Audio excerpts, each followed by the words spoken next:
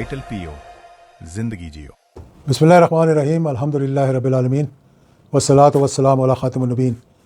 Field martial Asim Munir एक बड़ा अहम दौरा कंप्लीट करके ईरान से वापस आ गए हैं, जहाँ उन्होंने 3 दिन क़याम किया। ये भी एक तारीख़ थी कि एक मुल्क के chief of army staff war zone के अंदर गए हों और वहाँ उन्होंने 3 दिन जो है बहुत सी बातें हुई। उसमें मैं आगे चलकर आपको बताऊँगा कि क्या क्या उन्होंने वहाँ किया। और एक और भी बड़ी अच्छी खबर आई है कि अभी थोड़ी देर पहले नूर खान बेस पर एक C-17 जहाज़ जो है अमेरिका का लैंड किया है, और उसमें कुछ जो प्री तैयारी होता है कि तैयारी से पहले जो वो गाड़ियाँ वगैरह आती हैं, ये C-17 जहाज़ जो है ये C-130 की तरह बड़ा जहाज़ है जिसके अंदर से गाड़ियाँ वाड़ियाँ निकलती हैं। और फिर मैं बात करना चाहता हूँ आज के ईरान के पास क्या ऑप्शंस हैं और अमेरिका के पास क्या ऑप्शंस हैं और कितना नुकसान हुआ है, और कि कितना नुकसान हुआ है तमाम मुल्कों का जो इस लड़ाई के अंदर शामिल थे। सबसे पहले तो मैं ये कहूँगा कि 3 दिन का जो दौरा हुआ है, इसमें आसिम मुनीर साहब को एक ग्लोबल पीस मेकर का ख़िताब दिया गया है, और उसमें ट्रंप के ज़बानी उनको कहा गया है he is a great field marshal. Great Prime Minister and it's great Field Marshal. He's our great Field Marshal. 2 fantastic people for helping. तो 2 दफ़ा ग्रेट कहना ये भी बड़ी बात है। पाकिस्तान को बड़ी एक नुमाया हैसियत जो है वो मिल चुकी है। दोस्त जो हैं वो खुश हैं, दुश्मन जो है वो नाराज़ हैं। उनकी हालत मुझसे देखी नहीं जा रही कि ऐसा लगता है कि वो कॉन्स्टेंटली उनको कोई करंट लग रहे हैं और वो प्रोग्राम करते हैं, कभी पाकिस्तान के बारे में कुछ गलत बात, कभी कुछ गलत बात। लेकिन दुनिया इस वक्त पाकिस्तान को देख रही है, सारा यूरोप, बरतानिया, ऑब्वियसली रशिया और चाइना तो है ही, ये सब मुबारकबाद पेश कर रहे हैं पाकिस्तान को। तो यहाँ पे बात करते हैं कि देखें जो ख़ास दौरा रहा फील्ड मार्शल आसिम मुनीर का, एक तो उनकी वहाँ बड़ी मुलाकातें हुई हैं। कराची ने उनके फॉरेन मिनिस्टर ने उनको रिसीव किया, कलीबाफ के साथ मीटिंग हुई, और उनकी जो स्पेशल फोर्सेस हैं, इरानियन नेशनल गार्ड्स की जो फोर्सेस हैं, उनके चीफ़ के साथ मुलाकात हुई। बहुत सी बातें हुई होंगी, मतलब स्ट्रेटजी भी डिस्कस की होगी, उनको बताया भी होगा कि कहाँ तक आप आ चुके हैं, कहाँ तक आपकी कामयाबी हो चुकी है और क्या क्या नुकसान हो सकता है। और फिर जो सबसे बड़ी बात थी जो मतलब आसिम मुनीर साहब ने वहाँ पर की, वो ये किया कि एक अमेरिका की तरफ से इजराइल को शट अप कॉल दी गई। वो एक ट्रंप का ट्वीट आया था, यहाँ आपको दिखाएंगे, जिसमें उसने कहा था enough is enough. Enough is enough कहना है मतलब ये है कि किसी के हल्की सी चपेड़ मुँह पे मार दी जाए कि भाई बस करो, काफ़ी हो गया। और उन्होंने फिर फील्ड मार्शल के कहने पर जो है वो लेबनान के अंदर सीज़ फायर करवाया। और इसमें सबसे बड़ी बात यह थी कि एक चैनल ऑफ कम्युनिकेशन ईरान के अंदर भी खुला रहा, जहाँ ईरान के तो डिसीजन मेकर्स के साथ बातचीत हो रही थी, अमेरिका के डिसीजन मेकर्स के साथ भी बातचीत हो रही थी। और आज ट्रंप ने कह दिया अभी थोड़ी देर पहले कि कल से यानी जो है वो बातचीत दोबारा शुरू हो सकती है, और अगर बातचीत हतमी शक्ल पे पहुंच गई तो मैं ख़ुद भी पाकिस्तान जाऊंगा। एक बहुत बड़ी बात होगी अगर ट्रंप पाकिस्तान आ गए, तो ये एक ना सिर्फ इस वक्त दुनिया के नक्शे के ऊपर पाकिस्तान का उभरना और एक तारीख़ में पाकिस्तान का नाम आना कि वो अमेरिका जिसने हिंदुस्तान और पाकिस्तान की लड़ाई ख़त्म करवाई, और बड़े फ़ख्र के साथ ट्रंप ने कहा कि मैंने 7 जंगें बंद कराई हैं। ये अल्लाह ताला का एक मौजज़ा है कि उस अमेरिका की जंग जो है ईरान के साथ, अब वो पाकिस्तान ख़त्म करवा रहा है। इससे बड़ी बात मेरे ख़्याल में दुनिया की तारीख़ में किसी ने नहीं देखी होगी कि एक सुपर पावर जो है उसके दरमियान एक छोटा सा मुल्क, एक न्यूक्लियर मुल्क जिसमें इस्लामी मुल्क है, हम अपने आप को छोटा तो कहते हैं लेकिन अल्लाह ताला ने हमें बड़ी इज़्ज़त दी है। मैं बार बार ये कहता हूँ कि पाकिस्तान वो वाहिद मुल्क है, मुस्लिम इस्लामिक कंट्री है, जो एक नज़रियाती मुल्क है, नज़रियात की बुनियाद पर बना। और इस मुल्क को अल्लाह ताला ने जो एक सुई भी नहीं बना सकता था, उस वक़्त अल्लाह ताला ने इसको सलाहियत दी कि 1.5 अरब मुसलमानों की पगड़ी जो है इसके सर पे रख के इसको एक न्यूक्लियर मुल्क बना दिया, और दुनिया देखती रह गई कि पाकिस्तान कैसे बन गया न्यूक्लियर मुल्क। मैंने बहुत से अपने वीलॉग्स में पहले भी कहा है कि ये सब बरकत थी अफ़गान जहाद की, जिसकी वजह से अमेरिका की कांग्रेस सेनेट शोर करती रही, लेकिन अमेरिका के सदर, चाहे वो बुश हो, चाहे वो उसके बाद आने वाले रेगन हो, वो मजबूर होते रहे हर साल उसको वीटो करने के लिए कि मैं गारंटी करता हूँ अपनी कांग्रेस को, सेनेट को, कि पाकिस्तान बॉम्ब नहीं बना रहा। और उसी दौरान जो मेरा अगला वीलॉग आएगा इंशाल्लाह कल या परसों, उसमें मैं बताऊँगा कि चागी, क्योंकि अभी हालात जो हैं वो दूसरी तरफ गए हुए हैं। तो अब ये देखना यहाँ पर ये है कि ऑप्शंस क्या हैं, अमेरिका के पास क्या ऑप्शंस हैं और ईरान के पास क्या ऑप्शंस हैं। अमेरिका के पास बड़े लिमिटेड ऑप्शंस रह गए। अमेरिका के पास मतलब उन्होंने पहली गलती तो ये की ट्रंप ने कि स्ट्रेट ऑफ हरमूज़ को जब ईरान ने खोल दिया तो अमेरिका ने बंद कर दिया। तो सारी दुनिया ने कहा कि तुम तो गए थे वहाँ स्ट्रेट ऑफ हरमूज़ को खुलवाने, तुमने तो उसको बंद कर दिया। जब उन्होंने बंद किया तो ईरान ने कह दिया हमने भी बंद कर दिया, और उससे नुकसान क्या हुआ कि दुनिया के ऊपर और प्रेशर आ गया। लेकिन आजकल ये है कि एक बयान से, अच्छे बयान से पेट्रोल की कीमतें नीचे आ जाती हैं, एक बुरे बयान से कि लड़ाई होने वाली है तो ऊपर चली जाती हैं। तो अमेरिका के पास जो ऑप्शन है वो ये है कि अमेरिका जो है वो बॉम्बिंग कर सकता है, इसराइल के साथ मिलकर दूर दराज से बॉम्ब मार सकता है ईरान को। पहले भी उन्होंने बहुत, कोई 1 इंच भी नहीं छोड़ा ईरान का जहाँ पे उन्होंने गोले ना मारे हों, बच्चियों को शहीद कर दिया, लोगों को शहीद कर दिया, और तकरीबन ईरान के 3400 लोग जो है इस लड़ाई में मारे गए। 3400 लोग अब तक शहीद हो चुके हैं। लबनान में 2100 लोग शहीद हो चुके हैं, जो हिजबुल्लाह के तकरीबन हिजबुल्लाह के भी जो फ़ौजी लड़ने वाले हैं वो भी बहुत से शहीद हो चुके हैं। और यूएस फोर्सेस जो है जिस पे पूरा इन्होंने सेंसर रखा हुआ है।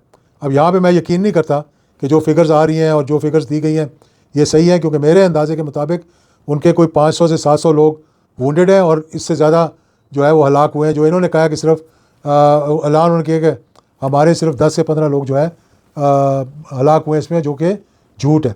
और जीसीसी में कि मुल्कों के 15 से 30 लोग जो है वो शहीद हुए, हम कह सकते हैं उनको। और टोटल जो है 5500 से लेकर और तकरीबन 6000 तक लोग इसमें जो है वो मारे गए हैं। और इंजर्ड जो है, जो ज़ख्मी हैं, वो 6000 से 7000 के करीब है, 6000 से लेकर 7000 तक। और हिजबुल्लाह के फ़ाइटर्स जो हैं वो 400 से लेकर 1800 तक मारे गए हैं।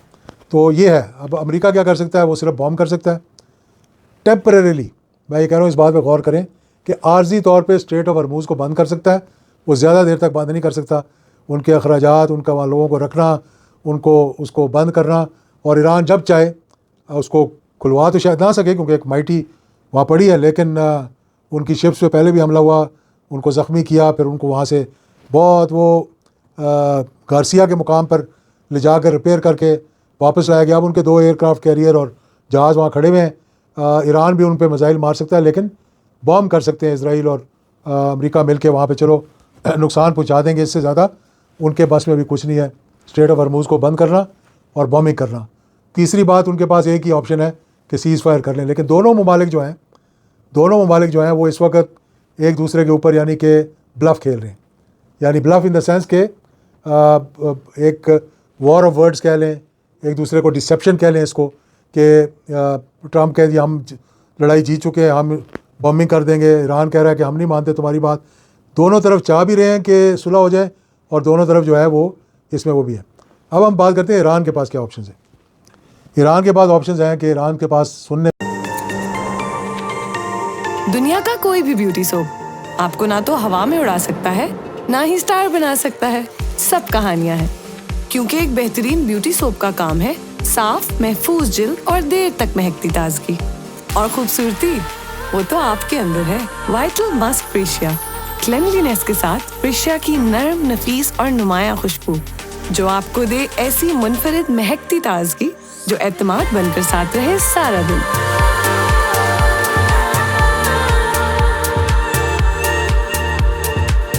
वाइटल मस्क फ्रेशिया, खुशबू असल खूबसूरती की। तो ईरान के पास हमने सुना है कि इंटरकॉन्टिनेंटल बैलिस्टिक मिसाइल्स आ गए जो नॉर्थ कोरिया से उन्होंने लिए हैं। सुनने में आया है, जो सहाफ़ी वहाँ से ईरान से बातचीत कर रहे हैं कि 500 की खेप पहले आई थी, 500 की अब आई थी।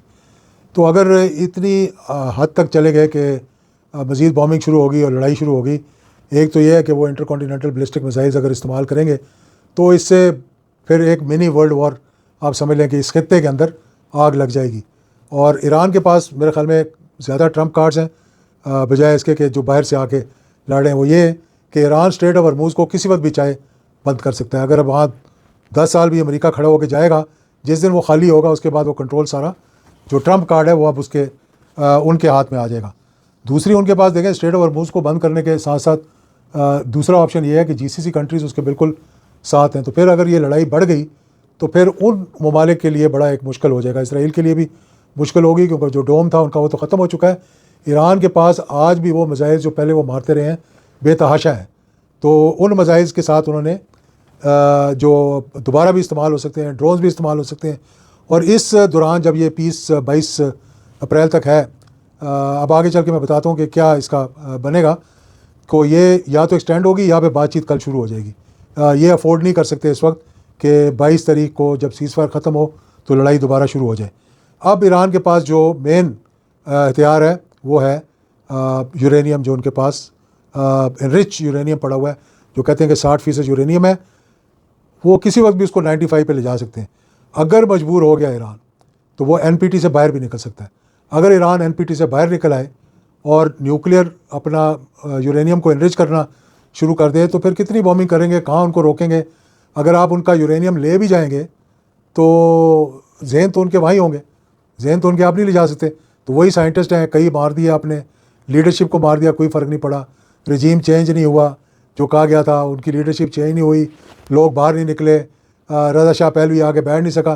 तो ईरान के पास वो सारे किए। और ईरान और पाकिस्तान के ताल्लुकात, मैं समझता हूँ कि इस वक्त जो पाकिस्तान की लीडरशिप ने एक प्रोएक्टिव रोल दिखाया है, ख़ास तौर पर जनरल आसिम मुनीर ने एज ग्लोबल पीस मेकर, जिनकी तारीफ़ ना सिर्फ अमेरिका कर रहा है बल्कि सारी दुनिया कर रही है। और उसके साथ साथ शहबाज शरीफ साहब और हमारे deputy prime minister foreign minister, जो कि सऊदी अरेबिया, टर्की और कतर के दौरों से होते हुए अब शायद वापस पहुंच गए होंगे, क्योंकि अगर कल टॉक शुरू हो रही है तो उन्होंने यहाँ मौजूद होना है। एक आधा मुल्क ऐसा है वहाँ जो कि पूरा इसराइल की गोद में बैठ गया जाके, लेकिन मुझे उसका जिक्र करते हुए बड़ा अफसोस होता है कि अल्लाह ताला इनको हिदायत दे मुसलमानों को कि आपस में इत्तफाक रखें। और अगर ये इंशाल्लाह पीस प्रोसेस आगे बढ़ गया, ट्रंप पाकिस्तान साइनिंग के लिए आ गया, तो नोबल पीस प्राइज़ किसको मिलेगा, ये फिर एक बहुत बड़ा सवालिया निशान होगा। ट्रंप को मिलेगा या फिर ट्रंप के साथ साथ जनरल आसिम मुनीर को भी मिलेगा, जिन्होंने पूरी एफर्ट की और ईरान और अमेरिका को इस नहज पे ले आए कि इजराइल को शटअप कॉल दिलवाई, लबनान में भी अमन करवा दिया, वहाँ भी 10 दिन के लिए अमन हो गया। और इंशाल्लाह मुझे उम्मीद है कि, और मैंने पहले भी ये कहा था कि इसी दौरान ये मामला जो है वो ठीक हो जाएंगे और इस मुसीबत से पूरी दुनिया जो है वो निकल आएगी और फिर एक दफ़ा फिर तरक्की की राह पे लग जाएगी। बहुत शुक्रिया।